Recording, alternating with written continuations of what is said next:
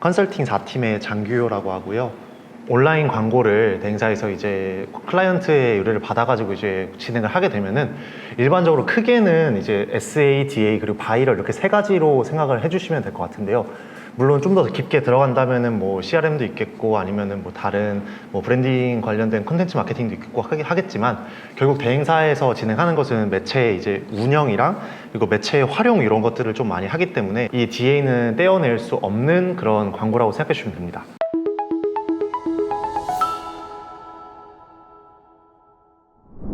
그래서 DA란 뭐냐면 결국에는 광고 매체 이제 메인 페이지, 그러니까 포털 네이버 같은 포털이나 아니면 뭐 언론사 그리고 뭐 핸드폰에서 이제 뭐 특정 어플을 하시다 보면은 나오는 이제 앱 하단 아니면은 뭐 플래시 화면 이런 화면에서 나오는 이제 이미지나 영상 같은 걸 이제 크게 DA라고 부르는데요. 요 DA 같은 경우에 이제 브랜드 자체의 홍보나 뭐 이벤트의 홍보 이런 것들이 좀 유리한데 왜냐면 단시간 내에 이제 SA에 비해서 많은 노출량을 기대할 수 있기 때문입니다.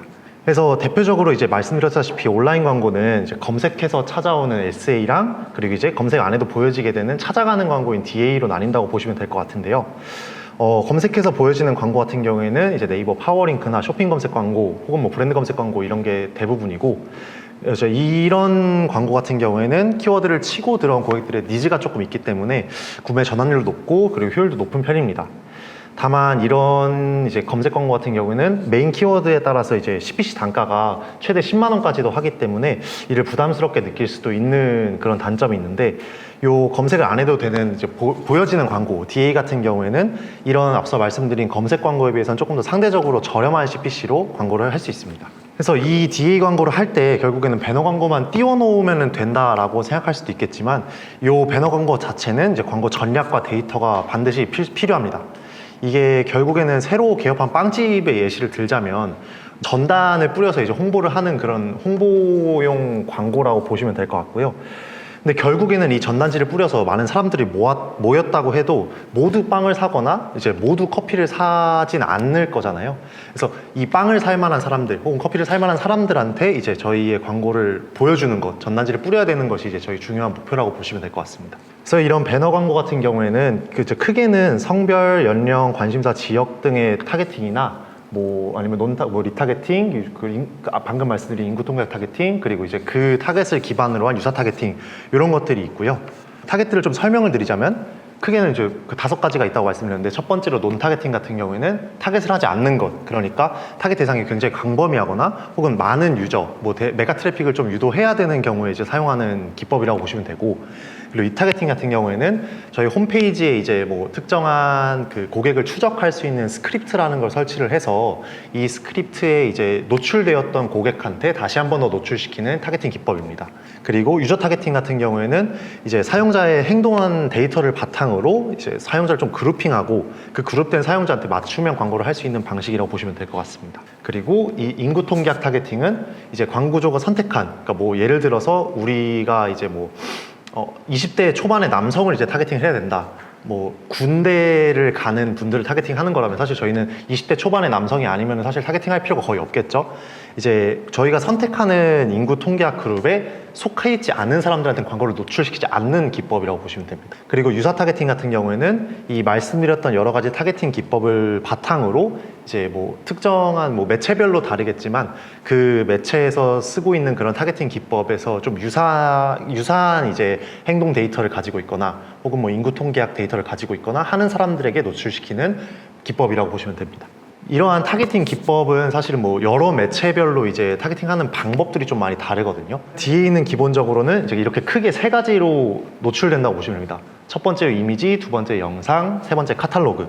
그래서 이 이미지 같은 경우에는 뭐 당연히 이미지라고 하시면 당연히 아시다시피 그냥 광고 핸드폰을 하시다가 아니면 PC를 하시다가 하면은 멈춰있는 이미지인 거고, 영상 같은 경우에는 움직이는 영상인 거고, 여기서 이제 카탈로그는 조금 생소하실 수 있는데 특정한 뭐 인스타그램을 하시다 보면은 이제 뭐 내리다가 그 쿠팡에서 뭐 이 상품들을 할인하고 있어요 이런 식으로 하시면서 옆으로 넘겼을 때 제품 썸네일이 보이고 그 제품별로 이제 뭐 가격이나 아니면 뭐 그 제품의 상세 정보 이런 것들이 노출되는 게 있는데 요게 이제 카탈로그 광고입니다. 이 세 가지의 형식이 기본적으로 큰 틀이고 이 세 가지 형식을 매체별로 어떻게 쓰는지에 따라서 우리가 매체를 어떻게 선택하는지가 좀 달라질 것 같은데요.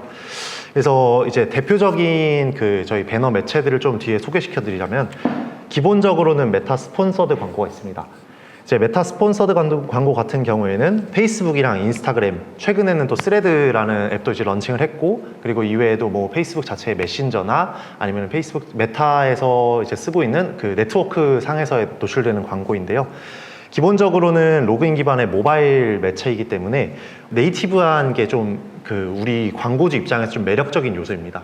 뭐 물론 현재 소비자들이 어느 정도는 이 광고가 광고라는 사실을 좀 인지하고 이제 광고 현황에 이제 들어오게 되는데, 결국에는 저희가 최대한 뭐 사용자들이 좀 부담감을 느끼지 않는 혹은 거부감을 느끼지 않는 그런 형태를 사용해야 된다는 것이 이 메타의 좀 주된 특징일 것 같습니다. 그리고 말씀드렸던 것처럼 모바일 최적화 중심으로 저희가 핸드폰 상에서 풀스크린에서 우리 광고만 이제 이 한 화면에서 바로 노출된다는 게 이제 장점이 되겠고요. 그리고 최근에는 뭐 릴스 아니면 스토리지면 이런 데에서 영상 형식으로 많이 나오게 되는데, 이제 핸드폰 자체에서 동영상에 최적화되어 있다라고 생각해 주시면 됩니다. 그리고 이제 메타 기반의 서비스들은 결국엔 인스타그램이나 페이스북도 그렇고 기본적으로는 로그인 기반의 서비스이기 때문에 이 로그인한 상태에서 이 사용자가 어떠한 이제 인구 통계학 특징을 가지고 있는지, 그리고 로그인되어 있는 상태에서 어떤 행동을 했는지, 이것들이 이제 메타 자체의 데이터에 남기 때문에 조금 더 정확한 타겟팅을 다른 매체에 비해서 사용할 수 있다고 이제 생각해 주시면 됩니다. 그래서 이런 내용들을 가지고 이제 광고주들한테 제안할 수도 있는 거고요. 그래서 요 메타 이미지의 예시를 보면은 뭐 그냥 페이스북, 인스타그램 탐색택 여기에 이미지 형식으로 이렇게 노출이 되기도 하고요. 페이스북, 인스타그램 안 하신 분들은 없을 거라고 생각해서 이렇게 영상으로도 나오고, 말씀드렸던 것처럼 이렇게 카탈로그 형식으로도 광고가 진행이 가능합니다. 그래서 요거는 저희가 이제 실제로 광고주를 수주하거나 혹은 수주하기 위해서 한다면은 광고를 어떤 식으로 진행해야 되는지 이런 것들을 좀 예시로 보여드리는 건데요. 기본적으로 보시면은 뭐 이미지 같은 경우에는 가장 뭐 크게 보여주고, 그리고 우리가 어떠한 그런 브랜드 아이덴티티를 가지고 있는지, 혹은 이제 반값, 우리 프로모션을 하고 있는 내용, 혹은 이제 실제 보일 수 있도록 텍스트 중에서 숫자가 많이 들어가는 게 결국에는 CTR이 좀 높아지는 편이거든요. 이런 것들을 좀 고려해서 이미지를 제작하시면 도움이 되실 것 같습니다. 영상도 마찬가지로 텍스트가 한눈에 들어올 수 있게, 결국엔 이게 지금 큰 화면에서 보여드리는 거지만 핸드폰에서 보면 사실 그렇게 크지는 않은 화면이잖아요. 그래서 텍스트가 한눈에 들어오거나, 혹은 이렇게 뭐 뷰티 업종 같은 경우에는 뭐 제형이나 우리만의 좀 아이덴티티 혹은 우리만의 강점, 이런 것들을 좀 보여주시는 게 중요하고요. 요 같은 경우에는 좀 많이 보이는 건데, 최근에 뭐 커뮤니티에서 댓글을 달았던 거를 이제 캡처해서 보여주는 것 같은 영상이나, 아니면 좀 어그로성이 끌릴 수 있게 뭐 재현하는 그런 영상이 있는데, 그런 형식의 영상도 많이 쓴다, 이런 것들을 좀 보여드리려고 가져왔습니다. 다음은 GFA, 그러니까 네이버 선거형 디스플레이 광고인데요. 이 광고 같은 경우에는 결국에는 이제 한국에서는 포털 사이트에 그러니까 결국엔 사람들이 이제 검색을 하려면은, 최근에는 뭐 구글도 많이 검색을 하고 검색용으로 이제 생성형 AI인 뭐 퍼플렉시티나 뭐 GPT를 많이 사용하긴 하지만, 결국에는 국내에서 검색 매체 중에서 가장 아직도 여전히 1등을 차지하고 있는 건 네이버인데, 요 네이버 이제 행동 패턴 중에서 네이버 앱이나 블로그, 카페, 혹은 뭐 웹툰이 될 수도 있겠고, 그리고 뭐 다른 뭐 밴드 지면, 이런 지면에서 나올 수 있는 네이버 선거형 디스플레이 광고입니다. 요 같은 경우에도 어느 정도 세밀한 타겟팅이 가능하고요. 네이버 같은 경우도 결국에는 우리가 이제 좀 여러 가지 활동을 하기 위해서 뭐 단순 검색만 한다면 사실 로그인 필요 없지만, 메일을 확인한다든지 뭐 쪽지나 아니면 블로그, 카페, 혹은 뭐 제품을 구매하려고 한다든지, 이런 경우에는 저희가 로그인이 기본적으로 되어 있어야 되고, 그 로그인은 저희가 국내 이제 주민등록증 상의 정보를 바탕으로 만들어야 되잖아요. 혹은 사업자 번호로 하든지. 그렇기 때문에 어느 정도 좀 더 세밀한 타겟팅을 사용할 수 있다, 이게 강점이고요. 그리고 네이버에서 노출한다는 것 자체가 사실은 매체에서 굉장히 큰 강점이라고 보시면 될 것 같습니다. 광고주들이 우리는 좀 효과적인 매체를 원한다, 혹은 뭐 네이버에서 우리의 어떠한 인지도를 조금 살리고 싶다 하면은 이 선거형 디스플레이 광고를 추천하실 수 있게 되는 겁니다. 그리고 네이버도 최근에 많이 업데이트를 하면서 뭐 배너, 동영상, 아까 말했던 카탈로그, 이런 것들도 많이 지원을 하고 있고요. 입찰 같은 경우에는 저희가 이 GFA는 대부분 다 CPC, 그러니까 클릭당 비용으로 발생을 해서, 그리고 머신이 기본적으로 자동적으로 입찰을 해주고, 우리가 노출하고자 하는 타겟이나 우리가 노출하고자 하는 그런 업종, 요걸 기반으로 좀 CPC가 정해지는 부분이 있어서 이 관리 자체도 어느 정도 용이한 편입니다. 그래서 이제 네이버 GFA 예시를 보자면, 뭐 네이버 앱을 내리시다 보면은 사실 이거를 보셨다고 인식은 못 하실 수도 있겠지만 그냥 모두 다 보셨을 만한 지면이거든요. 네이버 메인 지면, 그리고 스마트 채널 지면, PD형 지면, 이제 네이버 자체에서 영상을 보신다면 네이버 TV나 혹은 뭐 네이버 클립 같은 데에서 보신다면 인스트림 지면이 있고 이렇게 아웃스트림 지면이 있습니다. 기본적으로 동영상을 보는데 전후 중간에 나오는 게 인스트림이고, 그리고 이제 아웃스트림 같은 경우는 영상을 보는 지면이 아닌데 영상이 나오는 경우를 아웃스트림이라고 크게 보시면 될 것 같습니다. 그리고 말씀드렸던 카탈로그 지면이고요.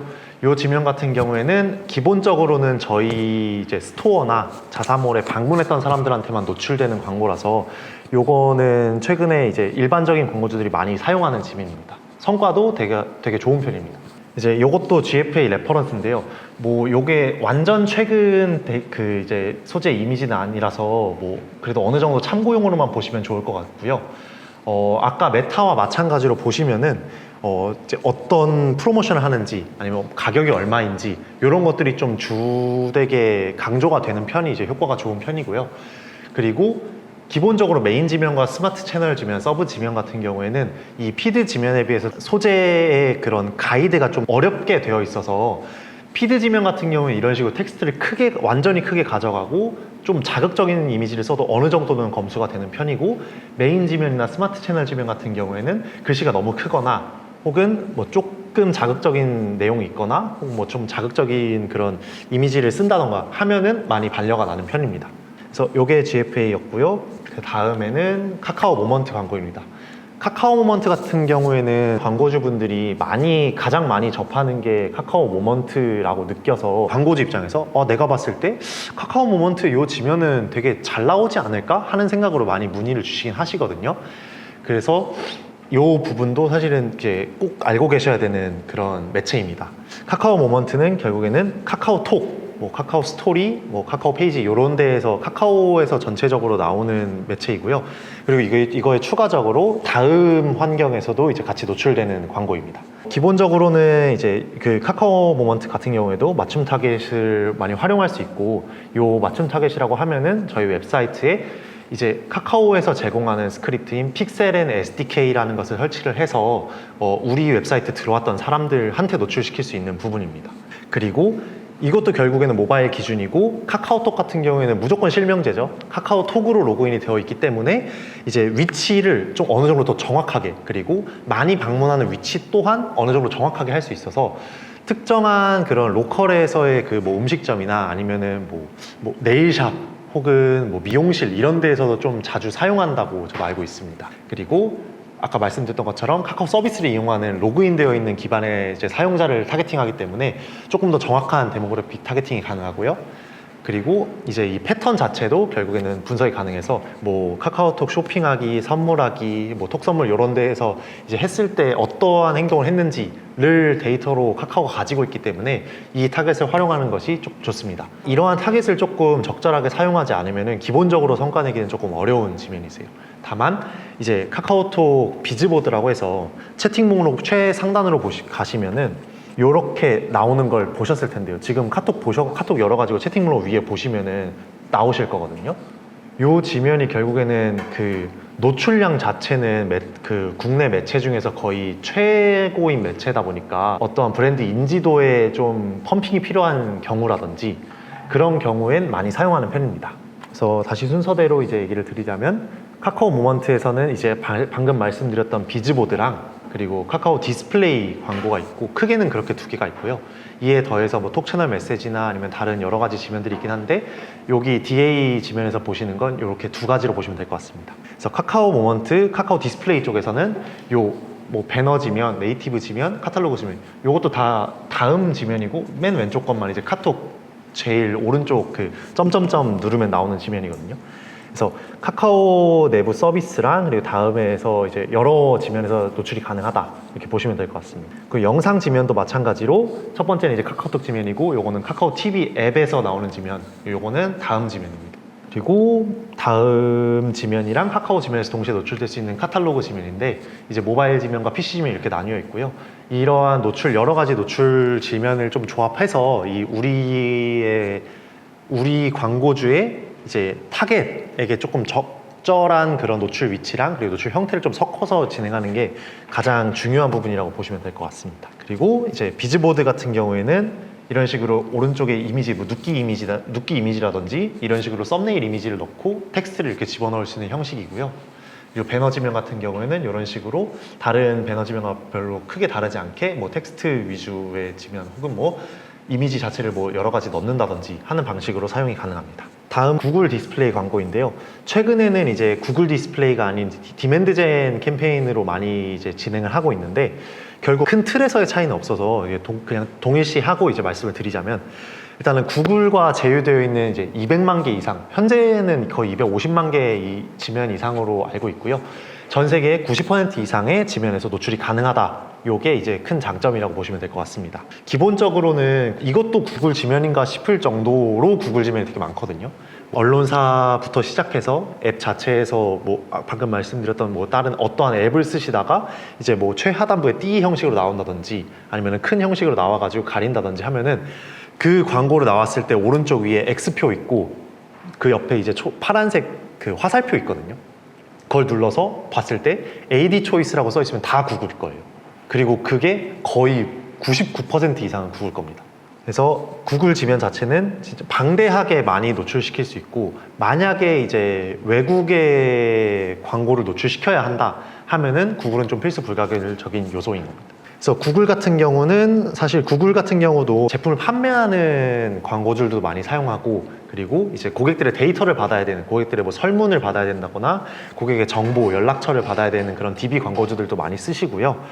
이 구글 같은 경우에는 여러 가지 이제 그 지원하는 그런 캠페인의 형식이 있어서 특정한 해당 광고주가 어떠한 특징을 가지고 있는지 그리고 이 광고주에게 걸맞는 그런 캠페인의 형식은 무엇일지 이거를 이제 뭐 선임사원분들과 얘기를 해보든지 아니면은 뭐 다른 뭐 구글링이나 아니면은 뭐 GPT를 활용해서 어떠한 타겟 캠페인을 쓰면 좋을까 먼저 생각을 해보시고 이제 진행하시는 걸 좀 추천드립니다. 그래서 구글 이미지 예시를 보시면 이제 왼쪽에 보시면 이렇게 PC 자체에서 왼쪽 오른쪽에 나오는 뭐 이미지라든지 아니면은 지금 Gmail 기준인데 Gmail 열었을 때 중간중간에 나오는 뭐 지면 혹은 그 지면을 눌렀을 때 이렇게 이미지가 나오는 지면도 이렇게 있고요. 그리고 이제 가장 큰 거는 유튜브 중간중간 나오는 뭐 인스트림 광고나 아니면은 뭐 범퍼헤드라고 해서 이제 유튜브 시작 전에 건너뛸 수 있는 5초 광고 혹은 건너뛸 수 없는 15초 광고 이런 것들도 이제 구글 S에서 진행하는 거고요. 요 디스커버리 지면은 이제 유튜브에서 우리가 어떤 영상을 보려고 검색을 했을 때 유관한 그런 광고주가 나오는 이미지 지면입니다. 그리고 구글도 이제 카탈로그 형식이 있는데 요거는 이제 그 피맥스나 혹은 뭐 스마트 쇼핑 캠페인 요런 데에서 활용이 가능하고요. 요거는 구글 판매자 센터에 이제 계정을 연동을 해야 되는 부분이 있어서 이후에 이제 구글 판매자 계정이 연동되어 있는 상태에서 만약 이걸 활용하고 있지 않다 하면은 요거를 추천드리는 경우가 좀 많습니다. 그리고 네트워크 지면이고 요 지면도 방금 말씀드렸던 이 띠 배너랑 그리고 중간중간 나오는 요 광고 그리고 이 위에도 나오는 광고 이런 것들도 다 거의 구글 지면이고요. 물론 언론사마다 좀 달라서 요 언론사가 이제 해당 지면을 어떤 매체사에게 이제 계약을 했는지에 따라 가지고 좀 많이 달라서 만약에 특정한 광고주가 우리는 뭐 어디 언론사에 어디 지면이 하고 싶어요 했을 때 웬만하면 구글이겠지만 그것도 체크를 해보시고 나서 이제 그러면 요거는 뭐 해보시면 좋을 것 같습니다 이런 식으로 말씀을 하시면 됩니다. 요게 이제 전체가 다 구글 지면은 아니고요. 이게 네트워크 배너 아까 말씀드렸던 뭐 여러 가지가 있는데 모비온, 뭐 ADN, 뭐 타겟픽, 뭐 리얼클릭 여러 가지 이제 있거든요. 타블라라든지 뭐 데이블 이런 것들이 뭐 많이 알아보시면서 진행을 해보시면은 좋을 것 같습니다. 그래서 요런 디스플레이 광고 같은 경우에는 결국엔 더 텍스트를 좀 세게 넣는다든지 아니면은 여러 가지 형식이 있거든요. 얘네들도 결국에는 좀 뭐랄까 메인 지면에서 노출되는 게 아니다 보니까 자기들만의 그런 강점이 있지 않으면은 사실은 이 온라인 광고 현황에서 우리 매체사의 그런 강점을 강조하지 못하고 결국에는 광고주들의 선택을 못 받기 때문에 특정한 매체별로 이제 특장점이 있어요. 뭐 예를 들어서 지금 이거 같은 경우에는 요거는 광고주의 홈페이지에서 끌고 오는 겁니다. 그래서 이 이미지를 등록하고 광고주 홈페이지에서 상품들을 이제 끌고 와서 이 상품들을 같이 노출시키는 형식도 있고, 뭐 이것뿐만 아니라 그냥 뭐 이미지가 이런 식으로 이미지가 들어가고, 그리고 이제 이게 뭐 지금 난청 지원권 신청법 이렇게 돼 있는데 이걸 들어갔을 때 뉴스 기사처럼 나오는 형식이 있어요. 그래서 여러 가지 형식이 있어서 이거는 추후에 또 많이 알아보시면 좋을 것 같습니다. 이제 그래서 이러한 여러 가지 DA 매체가 있는데, 그러면 이 DA 매체를 왜 해야 되는지, 뭐 어떤 중요성이 있는지를 조금 말씀을 드리려고 하는데요. 기본적으로는 DA 매체를 진행을 하면은 이 이미지 배너 형식으로 좀 어느 정도 우리가 원하는 그런 정보를 시각적으로 그 소비자들에게 바로 노출시킬 수 있다는 게 강점이고요. 그걸 바탕으로 우리가 좋은 이미지 소재 혹은 뭐 좀 후킹이 가능한 소재를 쓴다면은 우리의 브랜드에 대한 인식이 조금 더 달라질 수도 있고, 혹은 좀 더 강해질 수도 있게 되는 거죠. 그리고 이제 검색 광고는 물론 기본적인 타겟팅이 검색이라는 것이 사실은 거의 타겟팅 기법이거든요.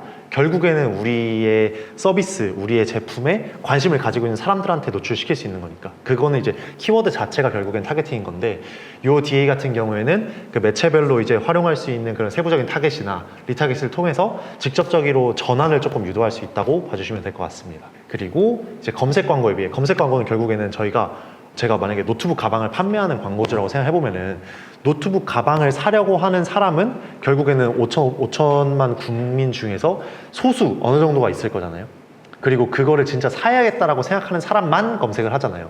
근데 이 DA 같은 경우에는 기본적으로 그러니까 노트북 가방에 대한 그런 어느 정도의 니즈가 있는 사람들을 어느 정도 추출을 하면은 기본적으로는 검색하는 사람들보다 훨씬 넓은 양이고요. 그리고 진짜 사야겠다, 당장 사야겠다가 아니라 알아볼까 하는 사람들한테도 바로 노출될 수 있는 거고요.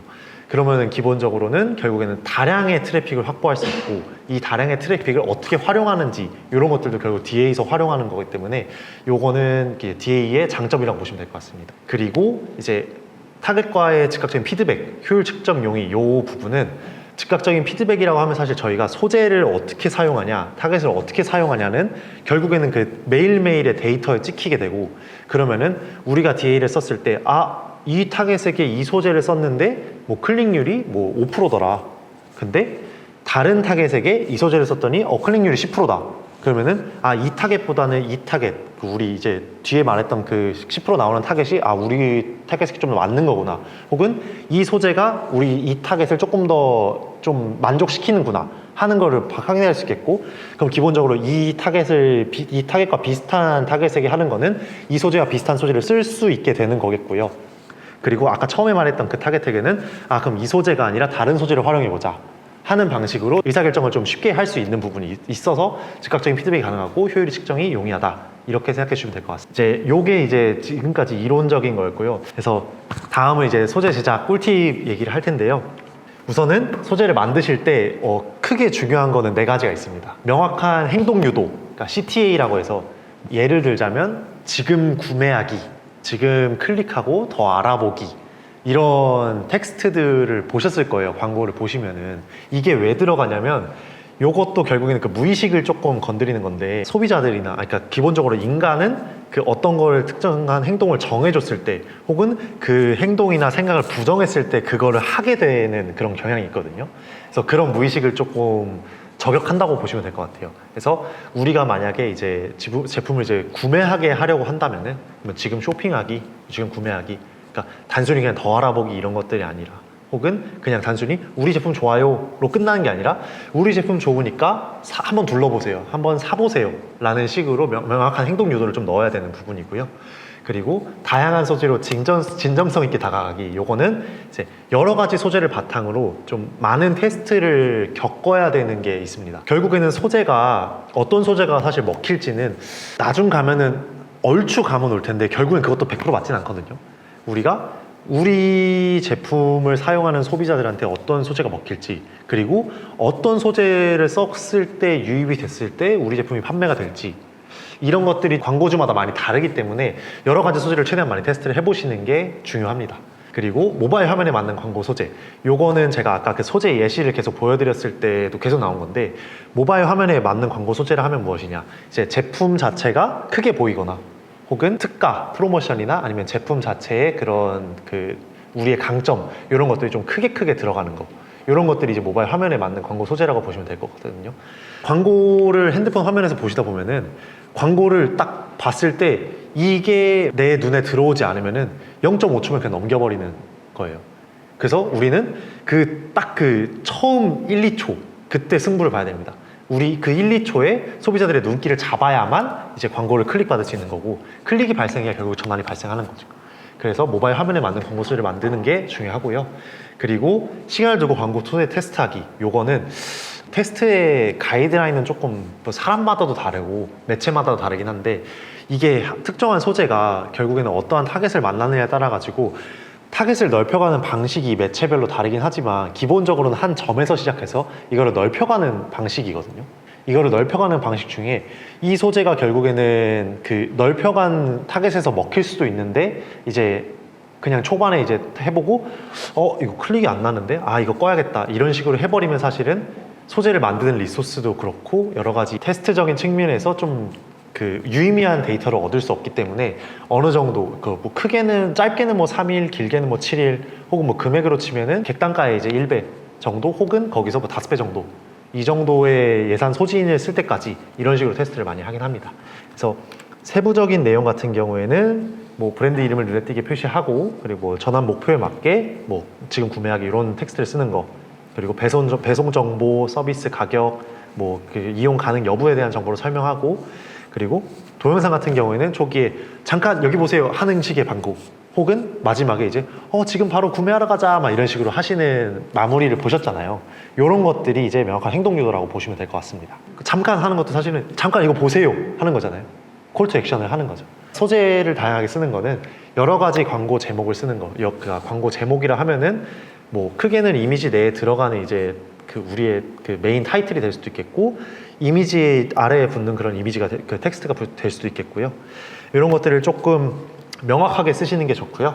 그리고 시각적으로 좀 보기 편하게 눈에 띄게 하시는 게 가장 중요할 것 같습니다. 그리고 동영상 광고 같은 경우에는 이거는 좀 그 매체마다 달라가지고 그 사이트 링크 광고라고 해서 우리 제품에 관심을 가질 만한 사람들한테 결국에 노출을 하겠지만, 타겟팅을 잘 한다면 우리 제품의 중에서 이 이미지에 있는 혹은 이 영상에 있는 상품이 아니라 우리가 취급하는 다른 상품에 관심이 있는 사람들이 있을 수 있기 때문에 그런 것들을 놓치지 않는다는 측면에서 사이트 링크를 사용한다 생각하시면 될 것 같습니다. 그리고 사람이 등장하는 이미지, 그 결국에는 이제 그 무의식을 자극하는 부분인데, 사람, 귀여운 동물, 혹은 아기, 혹은 이제 섹슈얼한 그런 이미지, 이런 것들이 사실은 잘 먹히거든요. 이런 것들을 활용하는 게 일단은 기본적인 팁이라고 보시면 될 것 같습니다. 그리고 모바일 화면에 맞는 광고 소재는 이제 흐리거나 뭐 왜곡되거나 뭐 필터가 너무 세가지고 텍스트와 배경이 조금 막 흐리게 보여가지고 우리가 어떤 내용을 말하는지 잘 안 보이게 한다든지 하는 것들을 조금 쓰지 않는 게 좋고요. 그리고 로고, 텍스트, 버튼을 이제 겹치지 않게 하는 거, 그리고 동영상 광고의 경우에는 문구 이미지가 또렷하게 보이게 밝기 조정하는 거, 그리고 이제 시간을 두고 광고 소재를 테스트하는 거는, 요거는 사실은 이제 여러 가지 뭐 가이드라인이 있어가지고 우리 업체에 맞는 그런 테스트 기간을 좀 여러 가지 테스트를 해보시면서 잡아가는 것이 중요하다고 생각하시면 될 것 같습니다. 그 다음에는 이제 그 소재 만들 때 메타 광고 라이브러리랑 구글 광고 투명성 센터, 그리고 뭐 GFA 같은 경우 와데즈, 유튜브 같은 경우 유광기, 이런 사이트들이 있거든요.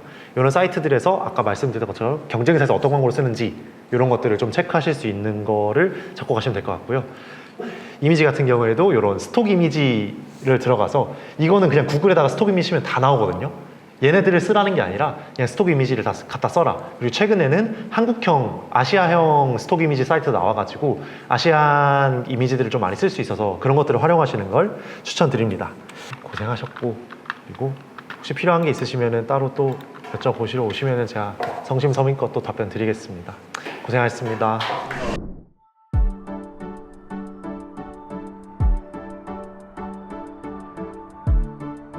구독과 좋아요는 컨텐츠 제작에 힘이 됩니다.